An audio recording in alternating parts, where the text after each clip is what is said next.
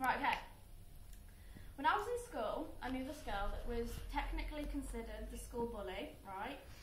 Well, no, she was the school bully, I'm not going to lie.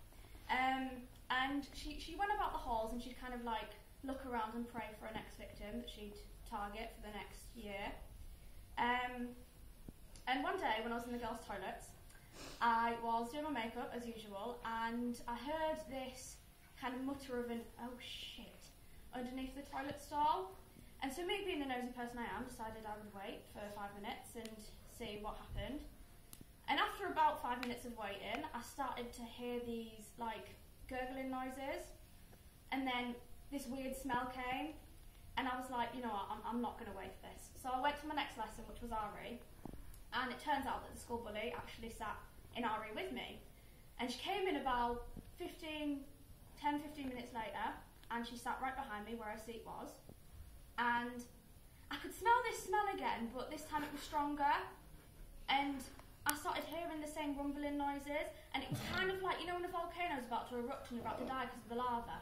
It was kind of like that. And I heard like wet farts. And I turned around to her and I went, do you know who that was? She was like, no. And I was like, oh, okay then. She gets up from a chair as soon as the bell had rung, and there was a brown stain on the chair and it was wet. And me being the very loud and proud person I am, decided to ask her if it was her, and in front of the whole class, so everyone kind of knew. She got embarrassed, started to cry, ran out, and it was lunchtime, and she sat in the canteen. We have this bit where there's a little canteen and there's a huge one where most people sit, and it's usually packed. And she sat on her own at the end of the canteen and she was eating her food. And one of her victims that she'd bullied since year 7 stood on top of the table, called everyone's attention and shouted, "Congratulations, you took laxatives." The girl went running after this little girl. Bearing in mind, whilst doing so, she was shitting herself.